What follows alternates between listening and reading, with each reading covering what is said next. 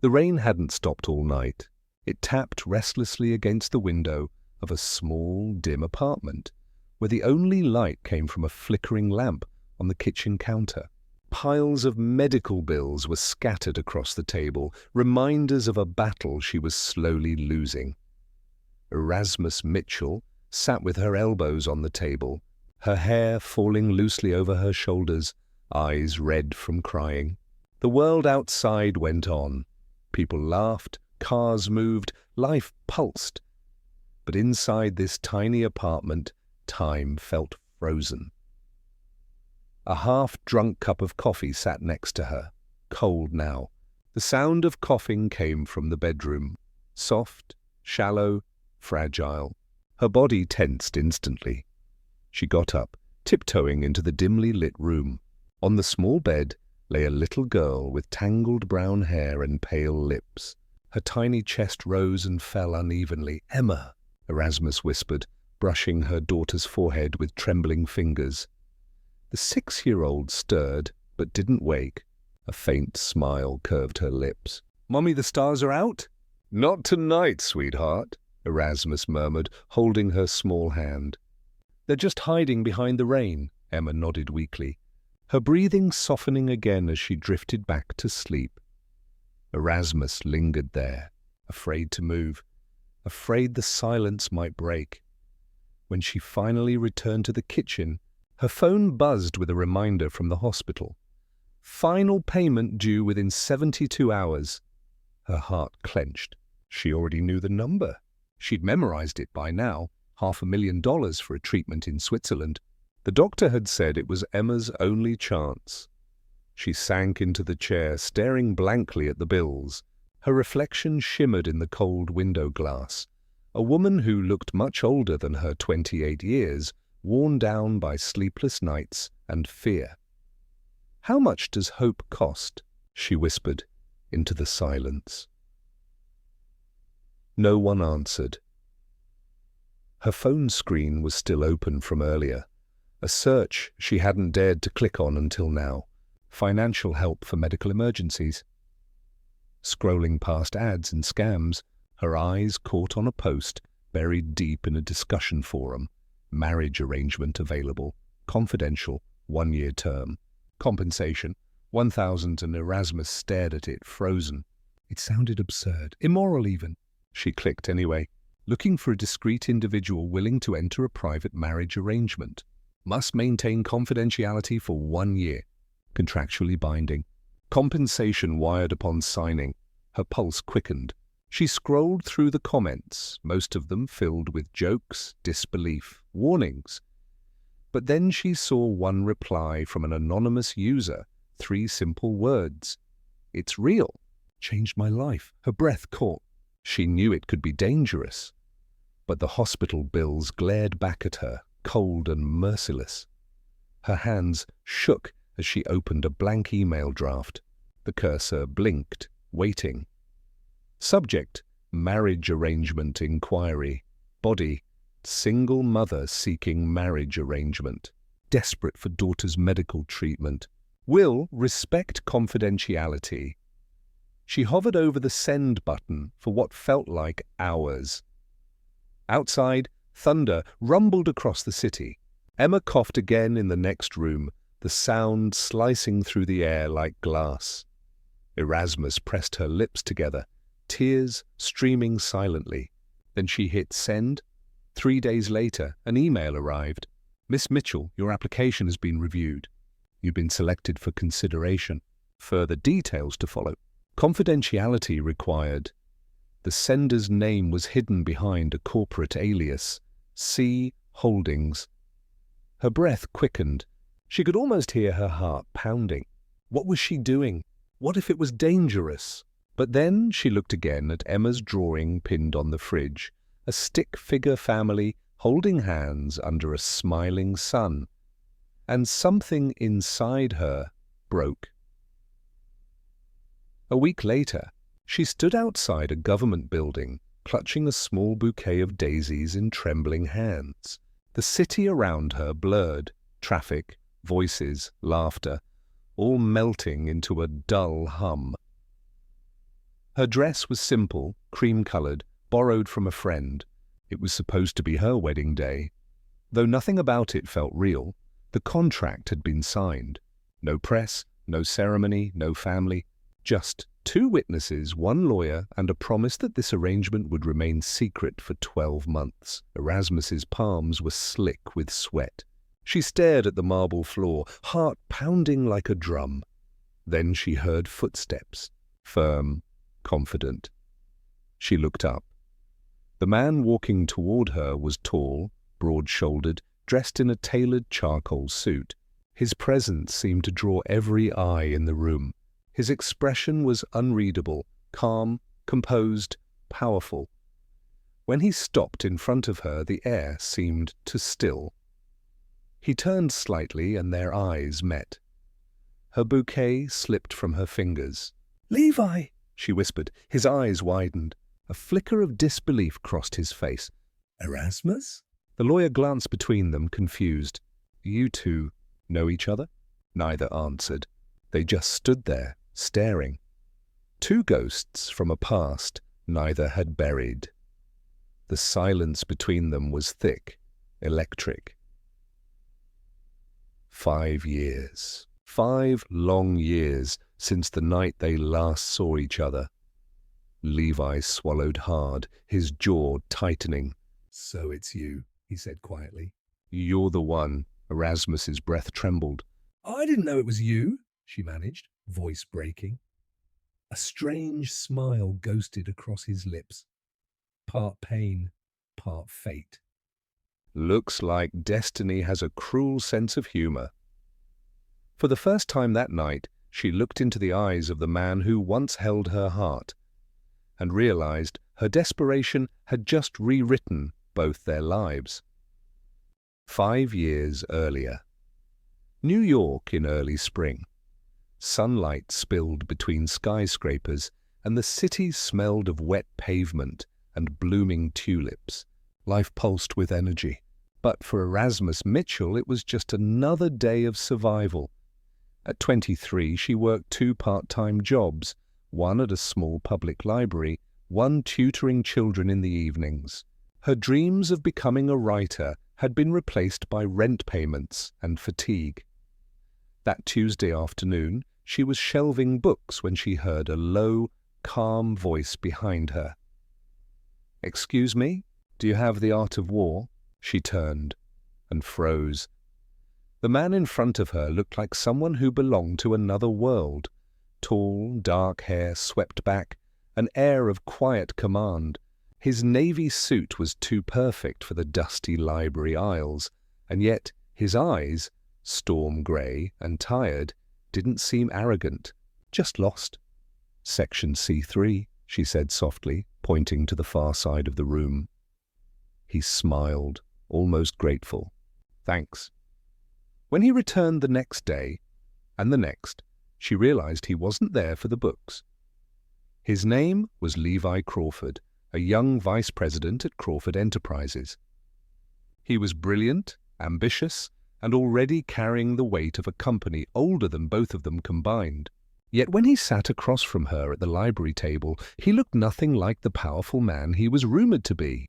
He looked peaceful. They started talking about literature, music, the absurdity of New York traffic. She made him laugh, and he made her feel seen. Over the next 2 weeks, those conversations turned into coffee breaks. Coffee breaks became dinners, and before either of them realized, they'd fallen into a quiet rhythm. 2 people who didn't mean to fall in love, but did anyway. By the 3rd week, they were inseparable. Levi would show up after work, loosen his tie and help her close the library. Sometimes they'd walk along the Hudson, watching the lights ripple on the water. "You know what I envy about you?" he asked one night, his breath fogging in the cold air. "What?" She smiled. "You live simply. You see beauty in things I don't even notice anymore." She laughed softly. "That's just because I can't afford chaos." He reached for her hand. "Maybe chaos isn't always bad." She looked up, and in that moment, under the dim glow of the riverside lamps, he kissed her. The world went still. Their love lasted a month, short but enough to etch itself into memory. Every evening she'd wait for his call, and every morning she'd wake up smiling. For the first time in years, she allowed herself to believe in something better. But on the 32nd day, everything changed. Levi arrived at her apartment looking pale, his tie loose, his voice tense. "My father collapsed this morning. Stroke. They're flying him to Boston tonight," he said. "I have to go." She took his hand. "Then I'll go with you," he shook his head. "It's going to get complicated." The board's panicking. Investors are circling like sharks. "I just need to handle it, then come back," she whispered. "I will," he promised. He kissed her, desperate, final. And then he was gone.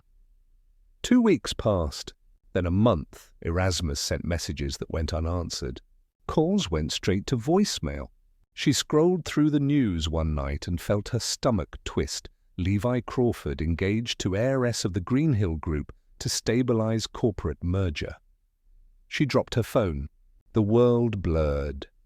That same night, she realized she was late. 2 pink lines on a plastic stick confirmed what her trembling heart already knew. 2 months later, after sleepless nights and fading hope, she made a decision. She would find him, not to beg, not to accuse, but to tell him the truth. She took a train downtown, clutching a worn envelope, the ultrasound photo inside. The glass tower of Crawford Enterprises loomed above her, silver and merciless. At the reception desk, she managed to speak. "I'm here to see Mr. Levi Crawford." The receptionist smiled politely, typing something. "Do you have an appointment?" "No. But please tell him it's Erasmus Mitchell." "He knows me." The woman hesitated, then picked up the phone, whispering to someone. After a pause, she hung up. "I'm sorry, Mr. Crawford isn't available. He's in a meeting in London this week." Erasmus's heart sank. "Can I leave him something?" The receptionist nodded. "Of course." She placed the envelope on the counter, hands trembling. "Please make sure he gets this," the woman smiled sympathetically. "I will." But as Erasmus walked away, she caught sight of a security guard tossing the envelope into a bin marked unverified deliveries. She froze, wanted to turn back, to shout. But her courage broke. She left the building in tears, clutching her stomach. That evening, she wrote in her journal, "If he ever looks for me, he'll find us. Until then, I'll protect our child, even if he never knows she exists." And with that, Erasmus disappeared from Levi Crawford's world, a ghost buried under time, secrets, and the fragile heartbeat growing inside her. The world had changed in 5 years. Or maybe it was Levi who had. Crawford Enterprises had risen from the ashes of its near collapse. The name Levi Crawford now appeared in every finance magazine, every most powerful men in America list, his signature worth millions on contracts that reshaped industries. He had everything: wealth, reputation, control. And yet, every night when he came home to the vast, empty penthouse overlooking the city, silence followed him like a shadow. He'd pour a glass of whiskey, stare out at the skyline, and wonder why success felt so hollow. He had built an empire, but lost the only thing that had ever made him human. Her Erasmus. He hadn't spoken her name aloud in years. He didn't even know why she haunted him still. Maybe because she never asked him for anything. Maybe because when she smiled, he'd believed for a brief moment that he was more than just a product of business deals and legacy. But she had vanished, and he had let her. He never looked for her, convincing himself it was better that way. He had an engagement, obligations, a company to save. Love was a luxury he couldn't afford until the day she walked back into his life, wearing a simple cream dress and fear in her eyes. The courthouse was cold and echoing. Levi had arrived early, ready to sign another faceless contract with a business arrangement, nothing more.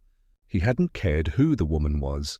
The marriage was a technicality, a clause in a private legal arrangement involving offshore investment and public optics. Then she appeared. When she turned toward him, time fractured. "Erasmus!" His voice came out hoarse, disbelieving. Her bouquet slipped from her fingers, scattering white daisies across the marble floor. "Levi," she whispered, the name trembling on her lips. For a long moment, neither moved. The officiant cleared his throat, shuffling papers awkwardly. "Shall we begin?" But they just stared at each other, two people bound by a past neither had dared to remember. Levi finally tore his gaze away, jaw tightening. "Let's get this over with." The ceremony was short, mechanical. Their hands touched briefly when signing the papers, a touch that burned through years of silence.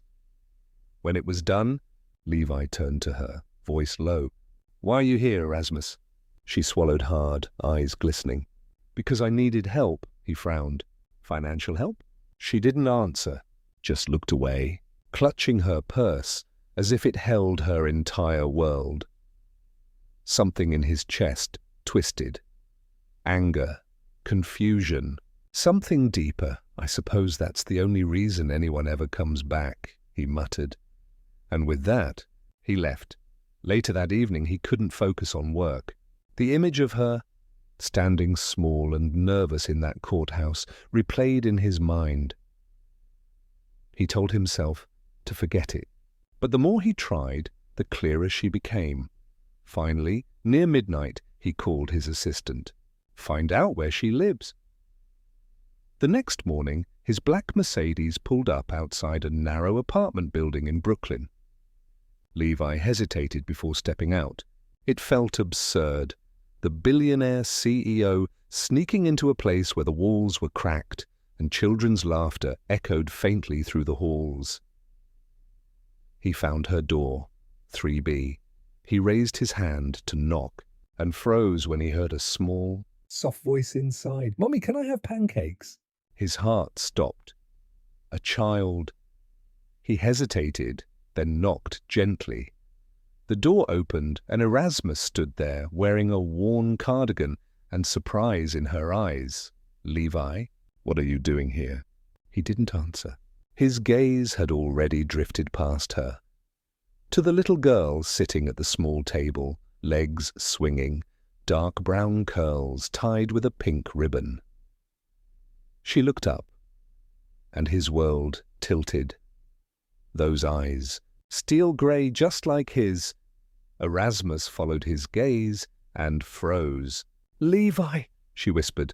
The little girl tilted her head curiously. "Mommy, who's that?" Levi's throat went dry. He crouched instinctively, leveling his eyes with the child's. "Hi," he said quietly. "I'm Levi," the girl blinked. "You're tall." He couldn't help it. He laughed. A genuine startled sound that seemed foreign to him. Erasmus stepped forward quickly. "Emma, sweetheart, why don't you finish your breakfast?" Emma nodded and returned to her pancakes. Levi stood, his gaze locked on Erasmus. "Her name's Emma," she nodded. "How old is she?" Erasmus hesitated, then said softly, 6. He stared at her, the math already done. 6 years. Just long enough to erase any doubt. The air grew heavy. He stepped closer. "You should have told me." Her eyes filled with tears. "I wanted to." "But you were gone." "I came to your office, Levi. They said you were in London." He remembered that week. The chaos, the meetings, the headlines. And suddenly he saw it all clearly. "You came for me." "I did," she whispered. "But you were already engaged." He exhaled sharply, looking away, shame flickering across his features. "It wasn't real. It was a business deal, one that fell apart months later." Silence stretched between them, filled with years of lost chances. Finally, he looked back at her. Really looked. She was thinner, tired, but there was still that quiet strength in her eyes. The same light that once made him believe in something beyond ambition. "I want to see her medical file," he said suddenly. "What?" "You said you needed help." "Tell me what she needs." Erasmus's lips trembled. "The doctors say there's treatment in Switzerland. But it costs $500,000, Levi nodded once. I'll handle it, her eyes widened. Levi, I didn't come to ask, I know. His voice softened. But I'm a father. You don't need to ask. For the first time in years, Erasmus's composure broke. Tears streamed silently down her cheeks as she whispered, Thank you. Levi looked past her to Emma, who was now humming softly to herself. He felt something shift inside, something warm, unfamiliar, terrifyingly real. He turned back to Erasmus. Pack your things. We're going to Switzerland. As he walked out of the apartment, his heart pounded for reasons that had nothing to do with business. For the first time in 5 years, Levi Crawford had something worth fighting for.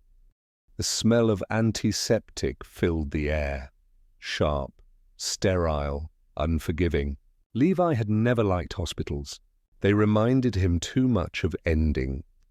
His father's last breath, the hollow silence afterward, the way grief always found its way through even the cleanest white walls.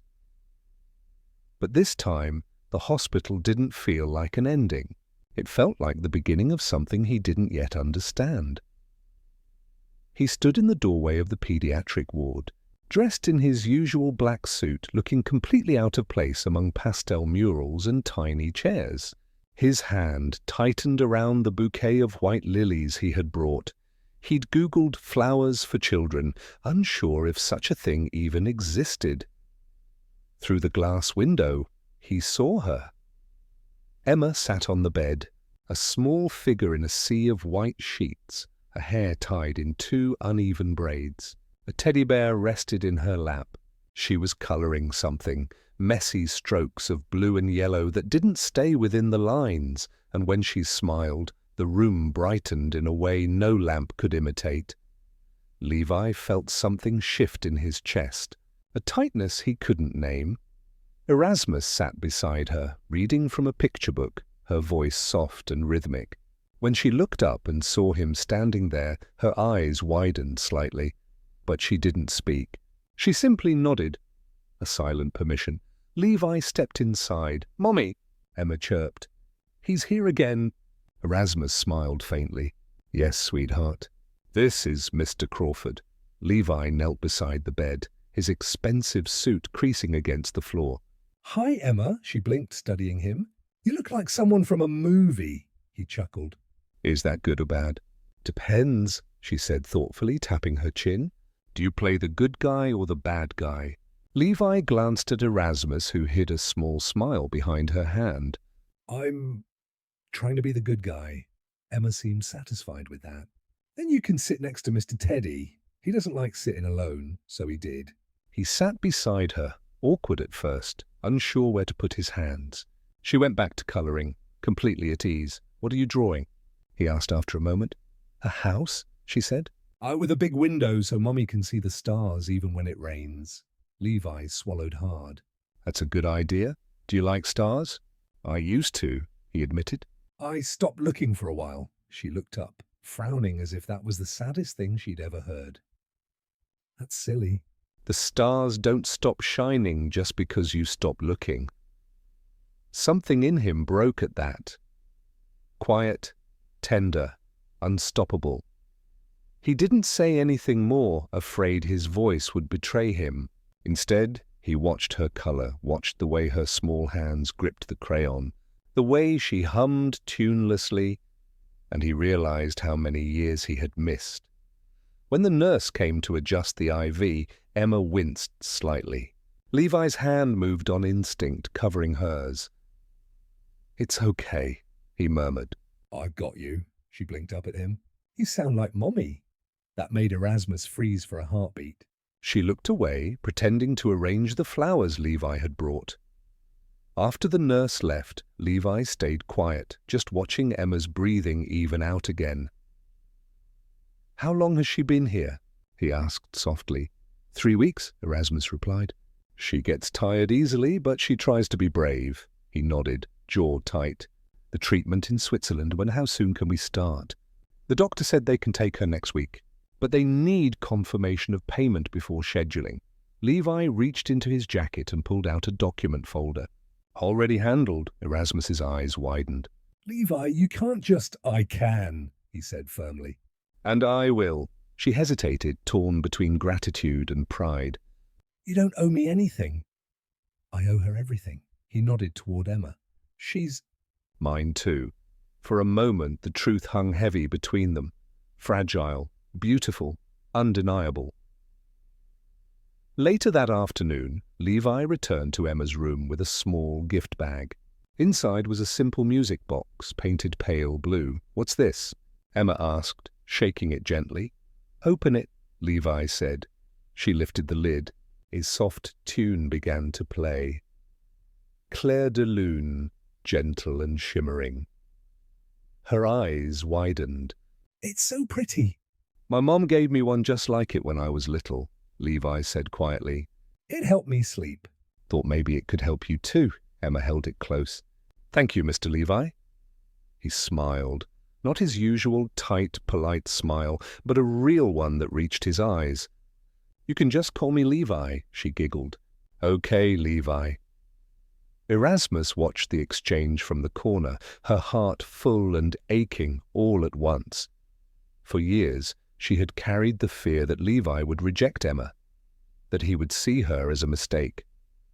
But here he was, sitting cross-legged on the hospital floor, letting Emma braid his hair with a pink ribbon she found in her toy box. "Perfect," Emma declared proudly. Levi caught his reflection in the window and laughed. Actually laughed. "I look ridiculous." "You look happy," Erasmus murmured without thinking. He looked up, meeting her gaze. The laughter faded, replaced by something deeper. For the first time, he didn't hide it. As evening settled, the nurses dimmed the lights. Emma yawned, hugging her teddy bear. "Will you come back tomorrow?" she asked sleepily. Levi brushed a stray curl from her forehead.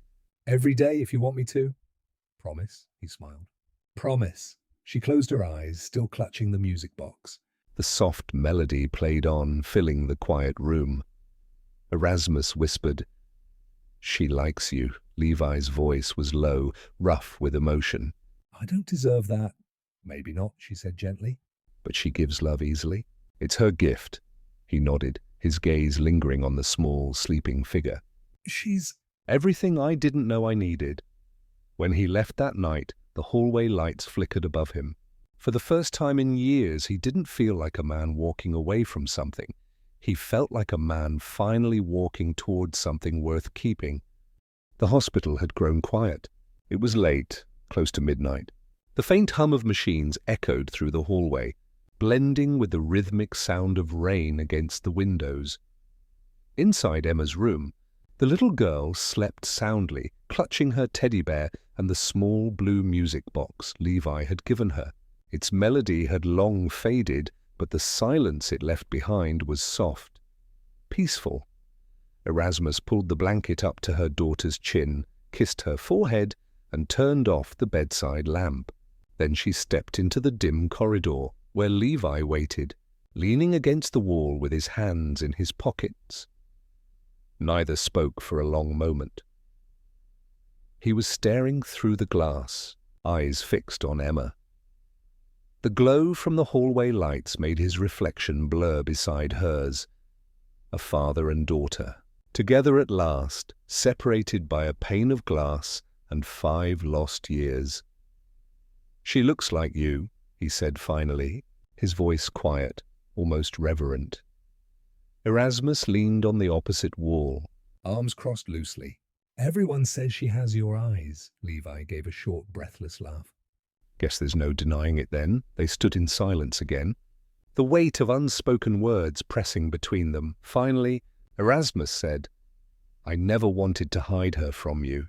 He turned, his gaze sharp but not unkind.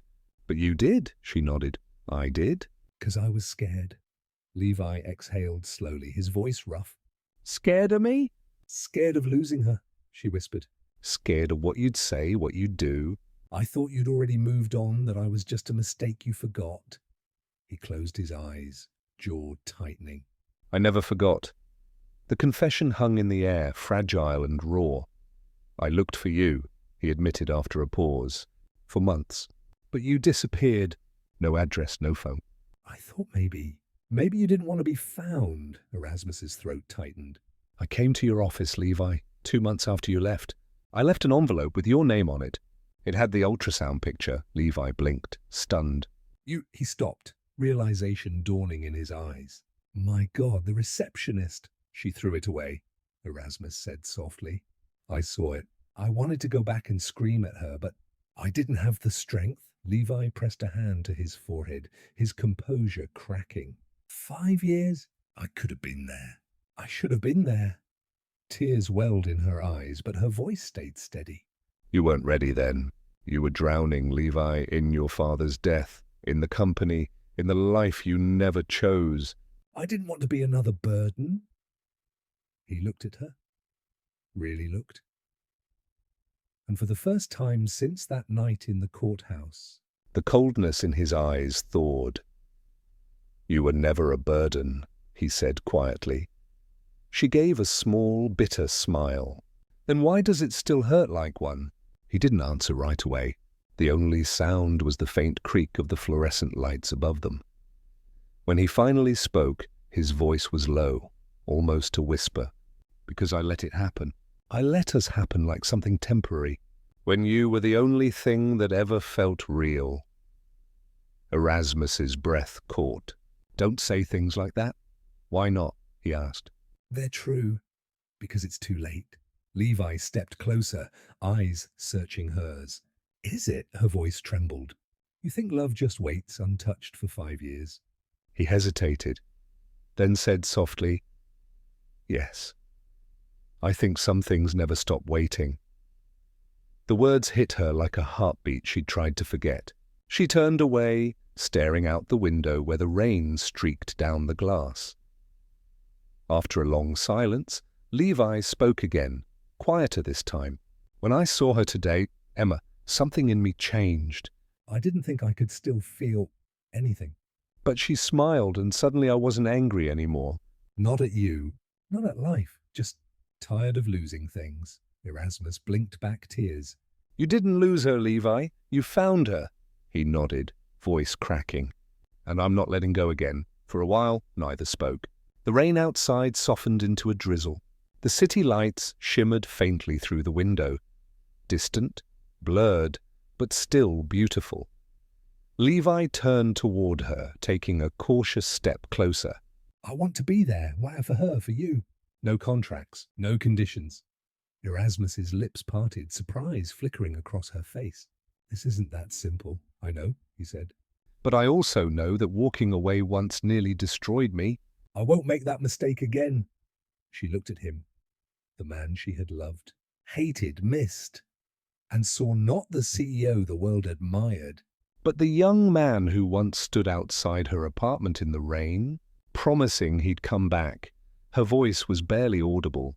I don't know if I can trust you again. Levi's gaze softened. Then don't. Not yet. Just... Let me try. For the first time, she didn't say no. They stood side by side, staring at the small window to Emma's room. Inside, their daughter slept peacefully, a fragile link binding two broken hearts. After a while, Erasmus whispered, Do you ever wonder what would have happened if we hadn't lost each other? He smiled faintly. Every day, her chest tightened. And what do you think? He turned to her, his expression gentle.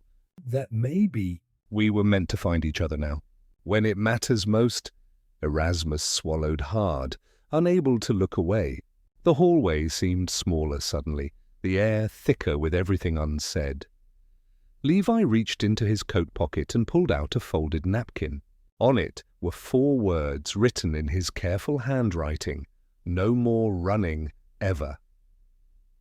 He handed it to her, a silent vow. Erasmus took it, fingers brushing his. For a moment neither breathed. Then she whispered, Okay. When he finally left that night, she stood by the window, watching his car disappear into the rain. And for the first time in years, hope didn't feel like a mistake. The snow fell like whispers over Zurich, soft and unhurried. Outside the window of the clinic, the world looked peaceful. a white canvas untouched by noise or haste. Levi stood at the window, his reflection framed by the falling snow. Behind him, the quiet hum of medical machines filled the air. It had been 4 days since they arrived in Switzerland, and already the rhythm of their lives had changed. No business calls, No board meetings. no reporters chasing headlines. Just 3 people, a father, a mother, and a little girl learning to be brave. Emma sat on the bed, drawing with crayons the nurse had given her. Look, Mommy, it's us. She said proudly. Erasmus leaned closer, smiling. That's beautiful, sweetheart. Levi came over, curious. In Emma's drawing, 3 stick figures stood hand in hand beneath a big sun and a crooked rainbow. The smallest figure had a bright yellow dress. The tallest one, him, had hair sticking straight up. "You made me look like a pineapple," Levi said, feigning seriousness. Emma giggled. "You said I could draw however I want." "That's true," he admitted, surrendering. "A very artistic pineapple." Erasmus laughed quietly, and for a fleeting moment everything felt normal. Not hospitals or illness, just family. They settled into a strange kind of peace. Mornings began with Emma's laughter echoing through the sterile halls as Levi tried, and failed, to braid her hair. Afternoons were for walks in the courtyard. Erasmus wrapped in a wool scarf, Levi pushing Emma's wheelchair through the snow-dusted paths. He pointed out constellations in the sky, told stories of faraway places he had seen. She told him about her favorite storybooks and how pancakes tasted better when Mommy burned them a little. He'd never known that kind of happiness. Quiet, ordinary, undeserved. One afternoon they sat together in the hospital cafe, sunlight filtering through the glass roof. Emma sipped her hot chocolate, her nose dusted with cocoa powder. Levi leaned back, watching her with a look Erasmus couldn't quite describe, something between awe and grief. "She doesn't even realize how strong she is," he murmured. Erasmus followed his gaze. "She's stronger than both of us combined," he nodded. I keep thinking, "What if she gets better and forgets all this? The pain, the hospitals, the fear?" that's what we want, isn't it? Levi looked at her, eyes soft. "Yes, but I also want her to remember that she was never alone." The words made Erasmus's heart twist. She looked down at her hands, the steam from her cup curling between them. "You're good with her," she said quietly. He smiled faintly. "I'm learning." Then after a pause he added, "You were right, you know." About me, she looked up, surprised. "About what?" About being scared. I thought power would protect me. "That if I had enough control, I'd never be hurt again. And now?" He exhaled. "Now I know the only thing that ever mattered was what I walked away from." Their eyes met, and stayed there for just a heartbeat too long. That evening, Erasmus stood by the window of their shared apartment suite. watching the snow swirl beneath the streetlights. The city glowed gold and white, serene and distant. Levi came up behind her, his voice low. "You're quiet tonight," she smiled faintly. "Just thinking." "About what?" "About what happens after," he frowned. After? "When Emma gets better," she said softly. "When the treatment's done. You'll go back to New York, back to your life." He didn't answer at first.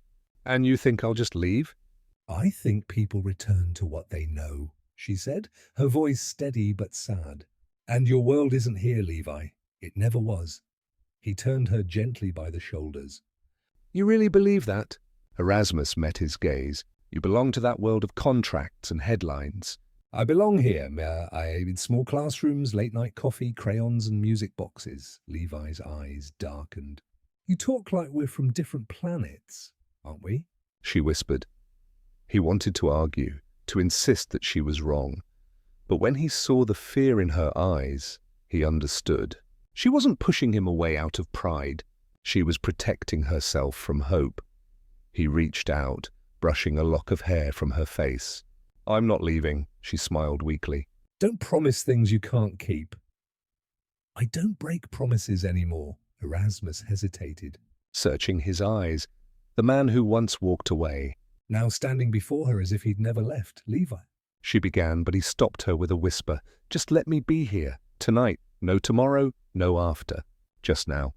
She didn't reply, just nodded faintly, and so they stood together side by side, watching the snow fall quietly over a world that suddenly didn't seem so cold. Later that night, when she checked on Emma, the little girl was fast asleep, her small hand resting on the music box that played Claire de Lune. Levi stood in the doorway, watching. She looks peaceful. She always sleeps best after the snow, Erasmus whispered. He smiled faintly. Maybe that's what she gets from you. She turned to him. What do you mean? You both make the world quieter, he said simply. For a moment, she couldn't speak. When he left the room, Erasmus stayed behind, her hand resting lightly on her daughter's. Through the open door, she could still hear his footsteps fading down the hallway. Steady, deliberate, like a man trying to keep his promise. She closed her eyes, a silent prayer forming in her chest. Please don't let this be temporary. Outside, the snow kept falling, soft, endless, and full of fragile hope. The morning of the procedure came quietly, too quietly. Snow still covered the streets outside the Zurich clinic, muffling the city's sounds. The world seemed to hold its breath. Inside, Erasmus helped Emma change into a hospital gown patterned with tiny blue stars. The little girl tried to be brave, but her small hands trembled as she clutched her teddy bear. Levi knelt beside her, straightening the ribbon in her hair. You ready, superstar? Emma nodded, but her voice came out small. Will it hurt?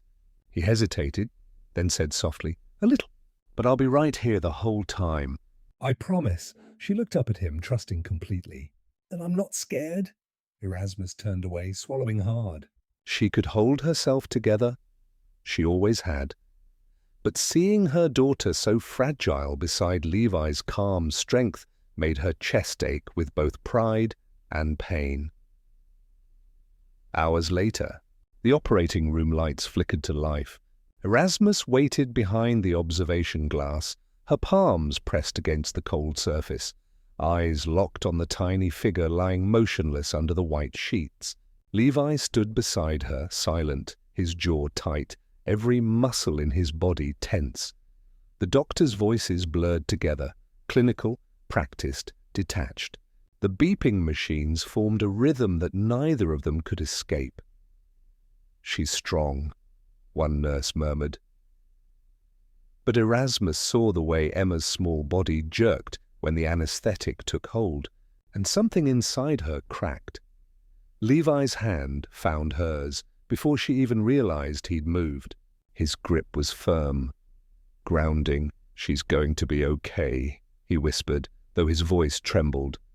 Erasmus wanted to believe him, but the truth was none of them knew. Minutes became hours. The snow outside turned to sleet, streaking the windows with silver lines. At one point, Levi left the observation deck. Erasmus followed him, finding him in the corridor, standing with both hands braced against the wall, head bowed. She's so small, he said hoarsely. How is she supposed to fight something like this? Erasmus's eyes softened. The same way you did, Levi, by not giving up. He turned toward her, his face pale. I don't deserve her. Oh, you... Stop, she whispered. You're here now. That's what matters, he laughed bitterly. You think being here fixes anything? It fixes everything that really counts. For a long moment they just stood there, the storm outside echoing the storm inside them. When the surgeon finally emerged hours later, both of them rushed forward. She's stable, he said, his accent thick. The procedure was successful, but the next 48 hours are critical. Erasmus almost collapsed with relief. Levi caught her before she hit the ground, holding her close. His voice was rough. She made it. Tears streamed down her face as she nodded. She made it. That night, neither of them left the hospital. Erasmus sat beside Emma's bed, stroking her daughter's hand while Levi paced near the window, unable to stay still. Outside, the snow had started again, swirling like soft ghosts in the lamplight. "She looks peaceful," Levi murmured. "Coming to stand behind Erasmus." "She always does after a storm," Erasmus said quietly. He looked down at the sleeping child. Then at Erasmus, her eyes red, but still full of that same unshakable gentleness. "You've been doing this alone for 6 years," he said. "How?" she smiled faintly. "Mothers don't get to ask how. We just do." He sat down across from her, elbows on his knees, staring at his daughter.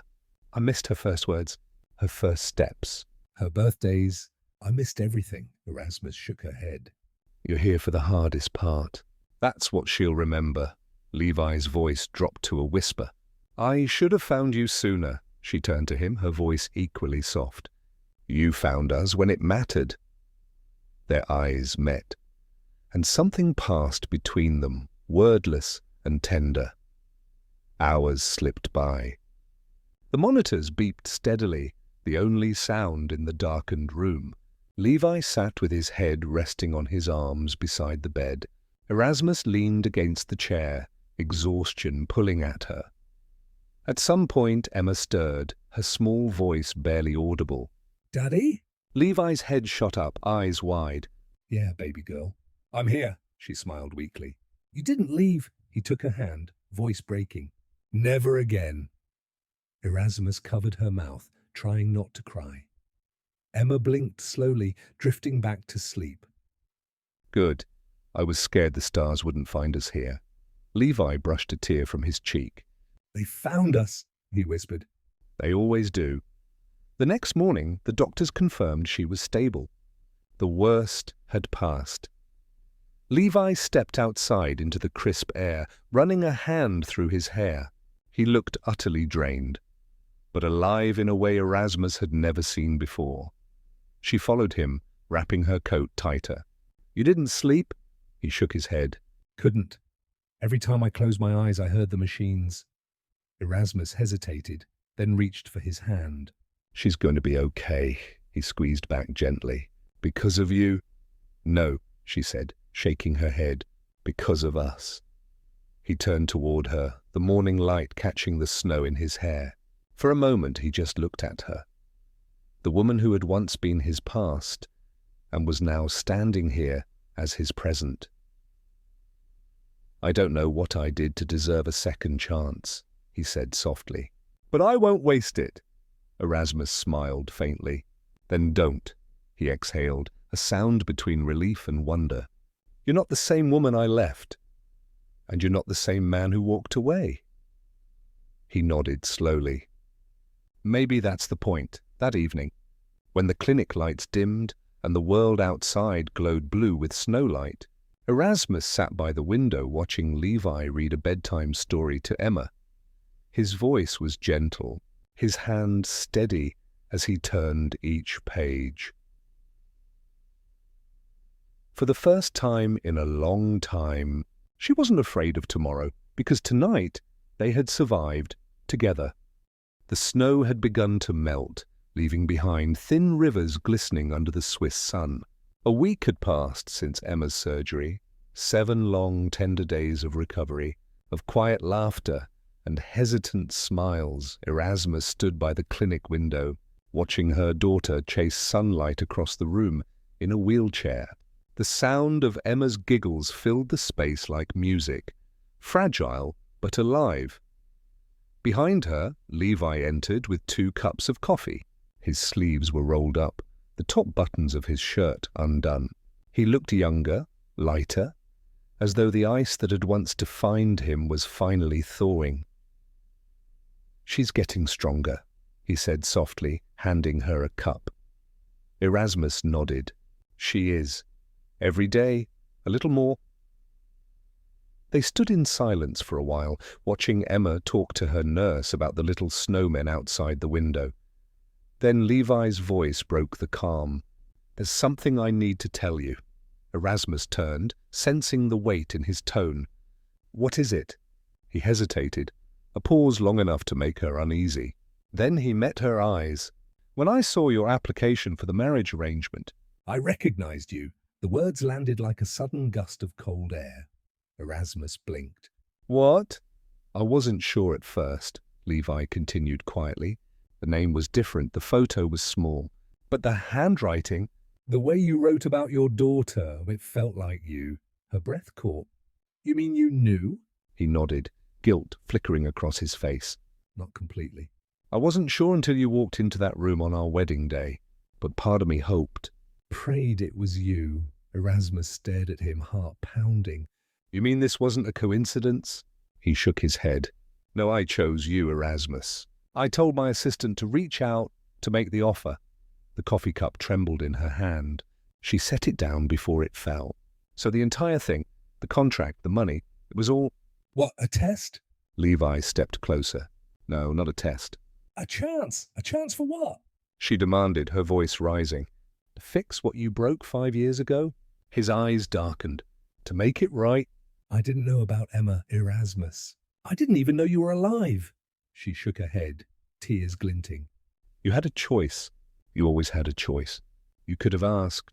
You could have looked for me. I did. He snapped, then stopped, forcing his tone softer. "After my father's death, I searched. You vanished." Your phone number changed, your address. Nothing. Because I had to protect my baby, she cried. I was 22, Levi. I had no one. "And every time I saw your name in the news, the parties, the women, I told myself you didn't care." He ran a hand through his hair, pacing. That's not fair. No, she whispered. It's the truth. For a long moment, neither spoke. Only the rhythmic ticking of the clock filled the room, echoing like a metronome counting down the seconds between two broken hearts. Finally, Levi exhaled, voice trembling. "When I saw Emma, I knew I'd failed both of you. But I swear I didn't choose you out of guilt."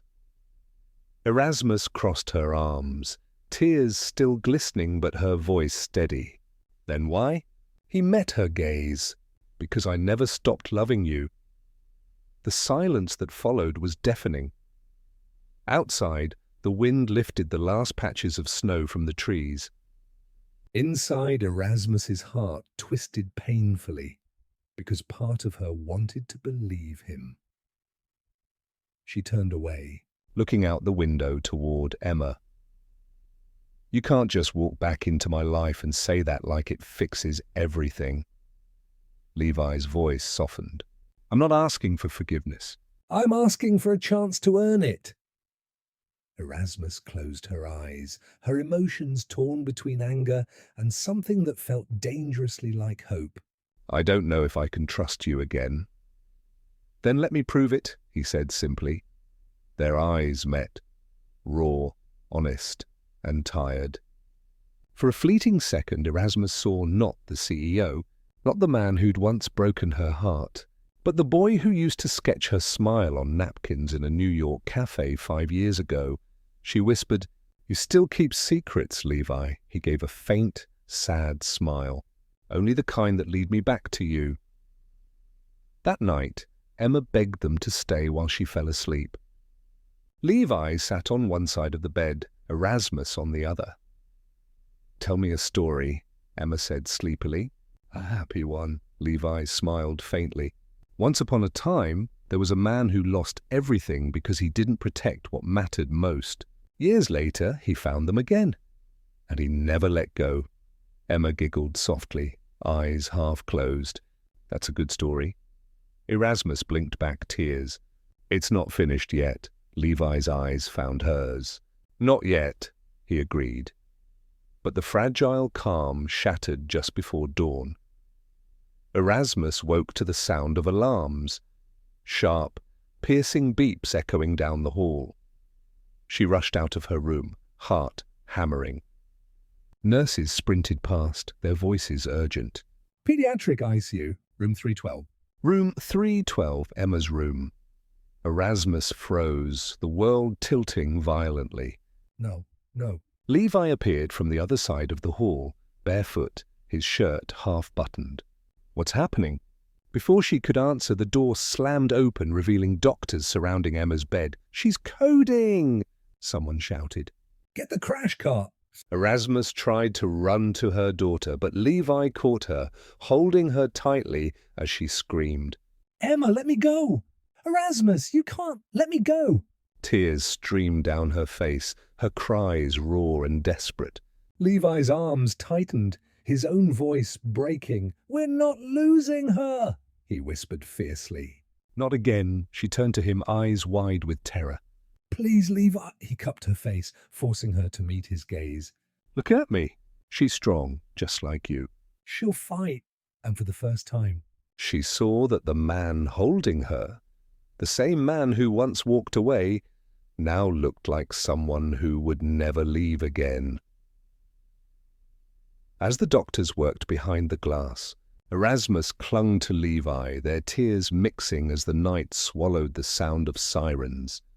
The world outside the ICU was a blur of sterile light and muffled footsteps. Time had stopped. Erasmus sat in the hallway, knees pulled to her chest, arms trembling. Her sweater was soaked with tears, her hair disheveled, her lips pale. Through the glass window she could see the faint rhythm of the monitor beside Emma's bed, a fragile reminder that her little girl was still fighting. Levi stood a few steps away, pacing. He had spoken to every doctor, called every specialist, offered to fly in teams from New York. But there was nothing more to do now except wait. When he finally turned toward her, the exhaustion on his face mirrored her own. "She's stable," he whispered, voice hoarse. "But it's critical. They said the next 24 hours will decide everything." Erasmus nodded weakly, unable to form words. He knelt beside her, hesitated, then took her cold hands into his. "You need to eat something." She shook her head. "I can't. Not until I know she's okay." Levi's eyes softened. "Erasmus!" "She's stronger than we think. You've made her that way." Her lip quivered. "What if I made her strong just so she could fight alone?" He squeezed her hand tighter. "She's not alone. Neither are you." For a long moment they just sat there, two people bound by pain, surrounded by the rhythmic hum of machines and whispered prayers. Hours passed. The night deepened. Erasmus fell asleep on the cold hospital bench, her head resting on Levi's shoulder. He didn't move. He sat there, unmoving, watching the lights on the monitor blink in steady green. At dawn, the sky began to lighten behind the Alps, pale gold on the horizon. The nurses changed shifts. The air smelled faintly of coffee and disinfectant. Levi finally spoke, voice barely audible. "I used to think power could fix anything," he murmured. "That if I worked harder, earned more, I could control life itself." Erasmus stirred beside him, eyes half open. He looked at her, his expression heavy with regret. "But when I saw Emma in that bed," I realized how small I am. How helpless. Erasmus reached up, brushed his knuckles gently. "You were there." "That's what matters." Levi's throat tightened. "I should have been there 5 years ago. You can't change the past," she whispered. "But you can stay now." Their eyes met. And in that stillness, a fragile promise formed, unspoken, but real. By the second night, fatigue turned into delirium. The beeping of the machines had become a cruel lullaby. Erasmus sat beside Emma's bed, holding her tiny hand. "You promised we'd go home soon, remember?" she whispered, her voice breaking. "You said you'd draw Daddy a picture." Levi stood behind her, watching. Every breath Emma took felt like a miracle. Suddenly the monitor gave a short, irregular beep. Erasmus froze. "No." "No, please." Doctors rushed in. Levi pulled her back gently as they worked. "Stay with me," he murmured, voice trembling. "She's fighting, Erasmus." "She's fighting!" Erasmus buried her face in his chest, sobbing. "I can't lose her. I can't!" He held her tighter, his heart pounding against hers. "You won't. Not again." Minutes felt like hours. Then a steady tone. The monitor returned to rhythm. The lead doctor looked up, breathless but smiling. She's stable. She made it. Erasmus collapsed into Levi's arms, shaking uncontrollably. He held her as tears streamed down both their faces. Tears of relief, disbelief, and gratitude.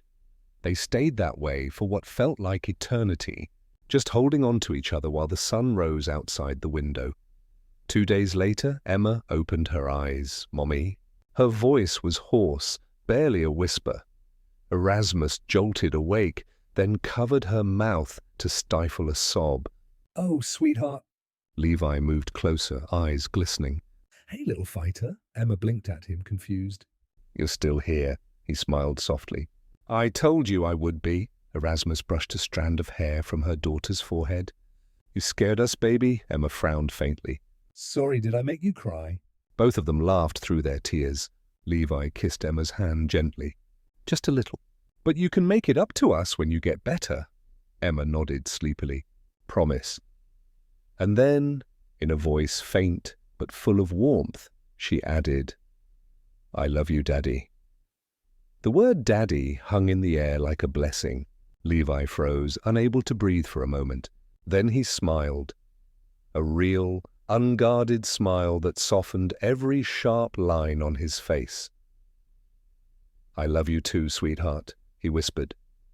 Erasmus watched them, heart swelling until it hurt. That single word, Daddy, mended something in both of them she didn't even realize had been broken. Later that evening, as the clinic quieted, Levi stood by the window, watching the sunset turn the sky into gold and crimson.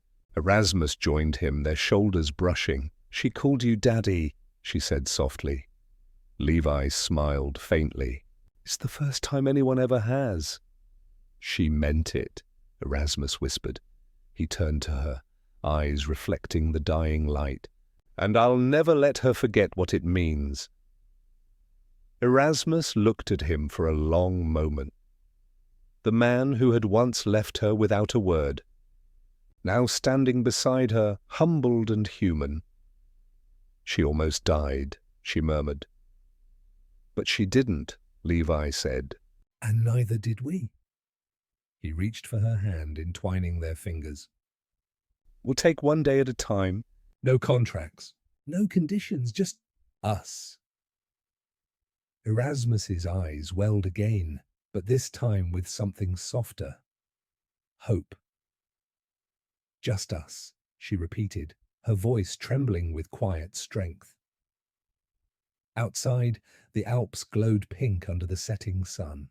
Inside, Emma slept peacefully, her chest rising and falling in steady rhythm, the heartbeat of a family reborn. The air in the Swiss clinic garden carried the faint scent of blooming lavender and freshly cut grass. It had been 3 weeks since Emma's last treatment, 3 long weeks of recovery, cautious optimism, and quiet miracles. Erasmus sat on a wooden bench beneath the willow tree, a sketchbook in her lap. She watched as Emma chased butterflies across the lawn, her laughter ringing through the crisp mountain air. It was the sound Erasmus thought she might never hear again. Light, effortless, alive. Levi stood a few steps behind, leaning against the railing, eyes never leaving his daughter. He still looked tired, but softer now, the shadows under his eyes replaced by something gentler, almost peace. "She's getting stronger," Erasmus said without turning around. Levi smiled faintly. "She's unstoppable, just like her mother." Erasmus glanced back at him, the sunlight painting golden edges on his hair. "Don't give me that credit." "She's your daughter too," he chuckled, stepping closer. "So that's a yes?" "A yes to what?" "To being her father." Erasmus's lips curved into a small, tearful smile. "I think she already decided that." Just then, Emma spotted them and ran over, her curls bouncing, cheeks flushed pink from the cold. She climbed into Levi's lap without hesitation, her tiny hands gripping his shirt. "Are you my daddy now?" she asked, with that disarming innocence only children have. Levi froze, startled by the bluntness of her question. Erasmus watched quietly, her heart beating fast. Levi swallowed hard, his voice gentle. "I always was, sweetheart. I just didn't know it until now." Emma studied his face as if she could read truth through his eyes, then nodded, satisfied.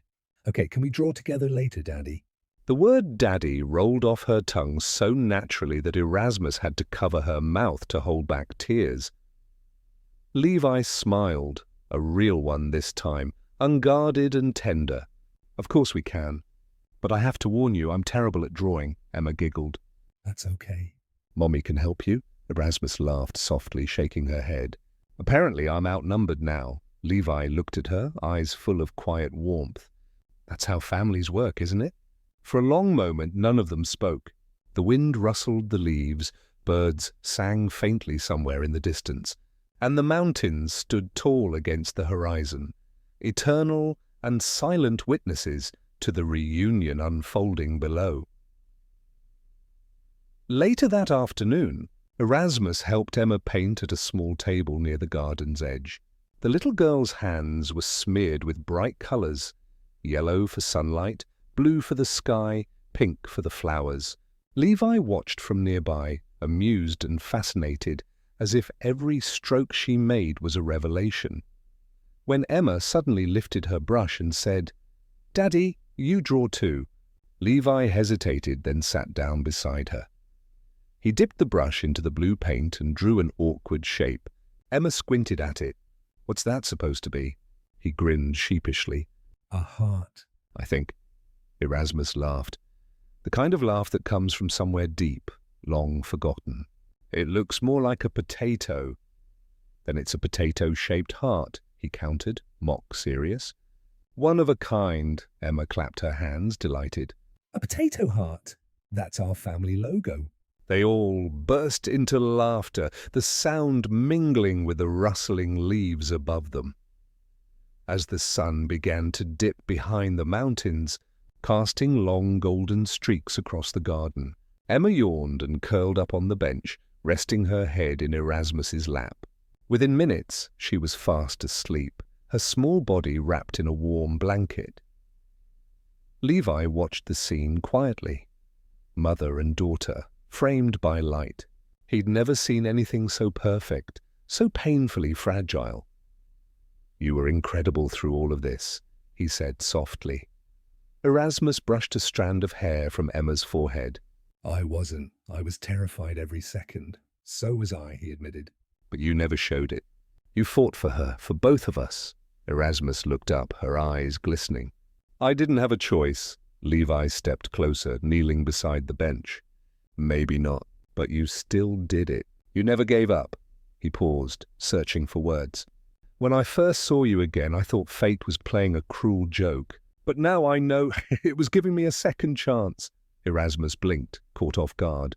"Levi," he smiled faintly. "Don't say anything, just—" "Let me have this moment." The evening air grew colder, carrying the faint scent of roses from the garden's edge.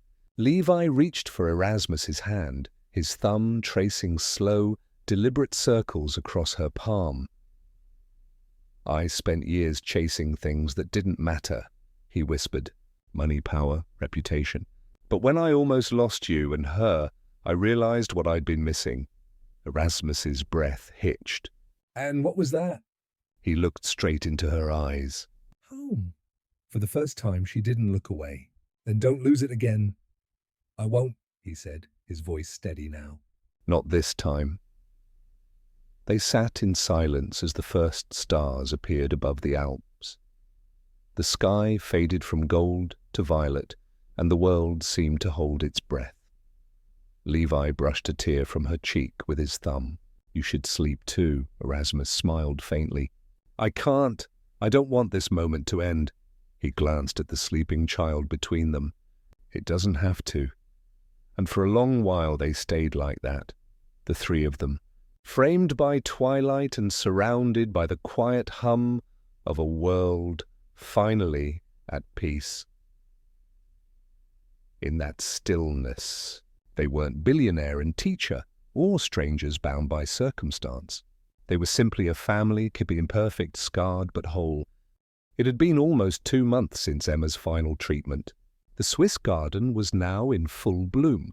Roses, daisies, and wild tulips stretching as far as the eye could see. The air was sweet with spring, and laughter drifted through the courtyard where Emma chased bubbles, her curls glinting under the sun. Erasmus stood by the terrace, watching her daughter run.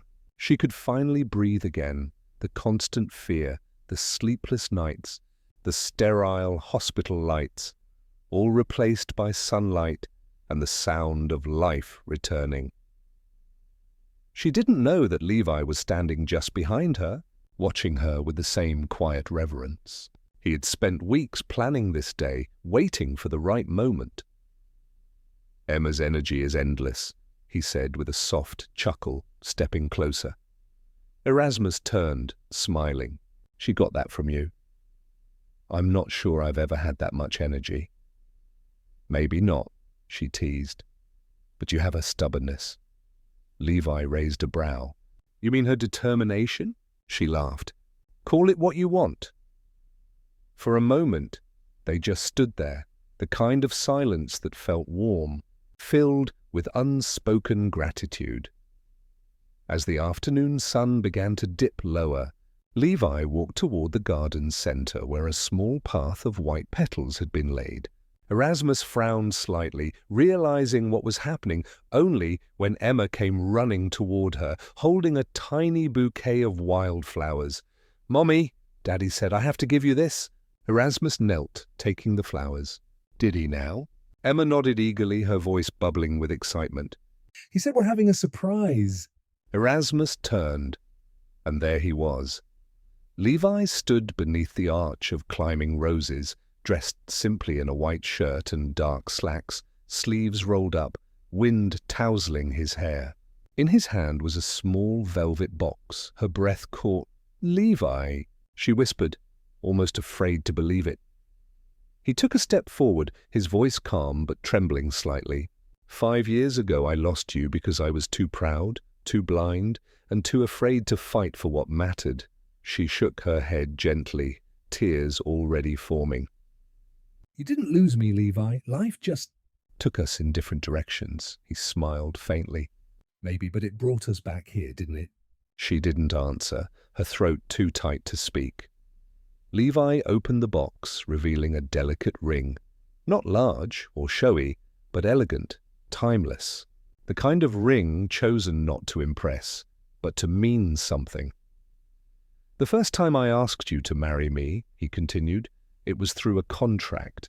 Words on paper. "A deal born out of desperation." He paused, eyes glistening. "This time there's no contract, no terms." "No conditions?" Erasmus's lips trembled. Levi took another step closer, his voice deepening. "I'm asking you not as a CEO or as the man who hurt you, but as someone who finally understands what love is supposed to be." A single tear slid down her cheek. He smiled softly. "Erasmus Mitchell, will you marry me for real this time?" For a heartbeat, time seemed to stand still. Even the wind quieted as if waiting for her answer. Behind them, Emma clasped her hands together, eyes wide with anticipation. "Say yes, Mommy!" Erasmus let out a shaky laugh through her tears, covering her mouth. Then she stepped forward, closing the distance between them. "Yes," she whispered. 1,000 times yes." Levi exhaled, a breath he didn't realize he'd been holding, and slipped the ring onto her finger. The fit was perfect, Emma squealed, running up to them. "Does this mean we're a real family now?" Levi crouched, taking her tiny hand in his. "We always were, sweetheart. But now the world will know it too." Erasmus knelt beside them, wrapping both of them in her arms. The three of them held each other, surrounded by sunlight and the gentle hum of bees and wind, the sound of peace. That evening, the garden glowed under the lantern lights. The clinic staff, who had quietly witnessed their journey, joined them for a small celebration. Someone played soft music on a violin, and Emma insisted on dancing barefoot on the grass. Levi extended a hand toward Erasmus. "May I have this dance?" She hesitated, smiling shyly. "There's no music." He gestured toward the horizon, where the faint melody carried through the evening air. "Then we'll make our own." As they swayed slowly, his hand resting gently on her back, Erasmus looked up at him, the man who had once walked away, now holding her as if he'd never let go again. "Do you ever think about what would have happened if we hadn't met again?" she asked softly. Levi shook his head. "No, because every version of this world would have led me back to you." She laughed through her tears. "That's the most unfairly romantic thing you've ever said," he grinned. "I've had time to practice." They danced until the sky turned deep blue, until Emma's laughter became soft murmurs of sleep in the background.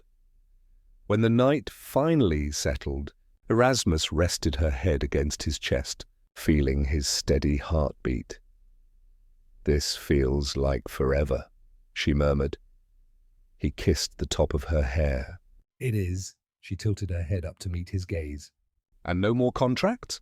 He smiled, brushing his thumb along her jaw.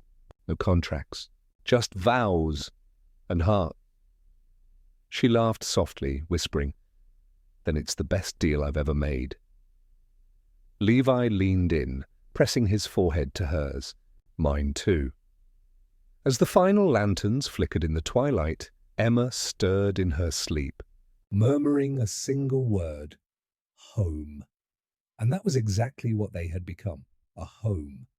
A place where love was no longer a transaction, but a promise. where wounds had turned into strength, and where three souls, once lost, had finally found their way back to one another.